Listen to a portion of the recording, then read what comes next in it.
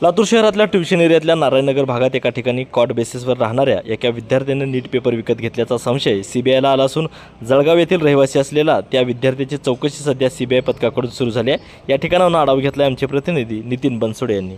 नीट paper फुटी प्रकरणामध्ये सीबीआयच्या तपासाला आता गती आली असून सीबीआयचं पथक जे आहे ते सध्या नारायणनगरमध्ये पोहोचलेलं आहे आणि इथे एका जळगावहून आलेल्या संशयित विद्यार्थ्याची चौकशी जी आहे ती सीबीआयकडून करण्यात येते। लातूर शहरातल्या ट्युशन एरियातील हा नारायणनगरचा भाग आहे। या ठिकाणी जर पाहायला गेलं तर एक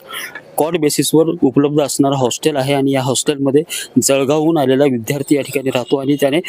नीटचा पेपर जो आहे तो विकत घेतल्याचा संशय सीबीआयला असल्यामुळं या ठिकाणी सीबीआयचं पथक जे आहे ते या ठिकाणी दाखल झालेलं आहे आणि या पथकानं त्या संबंधित विद्यार्थ्याची चौकशी देखील सुरू केलेली आहे। त्याच्या मोबाईलचा डेटा तपासण्याचं काम देखील या ठिकाणी सुरू झालेलं आहे आणि एकंदरीतच पाहता गेल्या तासाभरापासून ही चौकशी सुरू असल्यामुळं या ठिकाणी जर पाहायला गेलं तर सीबीआयचं पथक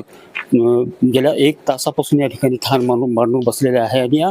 संबंधित विद्यार्थ्याची चौकशी जी आहे ते सीबीआय पथकाकडून या ठिकाणी करण्यात येत आहे आणि एकूण परिस्थिती पाहता या ठिकाणी सीबीआयचं पथकानं सध्या तपासाला गती दिलेली असून लातूरमधल्या वेगवेगळ्या 2 डॉक्टरांची काल चौकशी झाल्याच्या नंतर या ठिकाणी जर पाहायला गेलं तर सीबीआयच्या पथकानं आता विद्यार्थ्याकडे मोर्चा वळवला आहे आणि विद्यार्थ्यांनी हा नीटचा फुटलेला पेपर जो आहे तो विकत घेतल्याचा संशय कुठे ना कुठे सीबीआयला असल्यामुळं सीबीआयनं या ट्युशन क्लासेस एरियामधल्या नारायणनगर भागातल्या या हॉस्टेलवरती या ठिकाणी विद्यार्थ्याची चौकशीला सुरुवात केलेली आहे आणि या चौकशीतून नेमकं काय निष्पन्न होत आहे, काय सत्य बाहेर येतं हे पाहणं आता महत्त्वाचं ठरणार आहे। नितीन बनसोडे, एकमत डिजिटल, लातूर।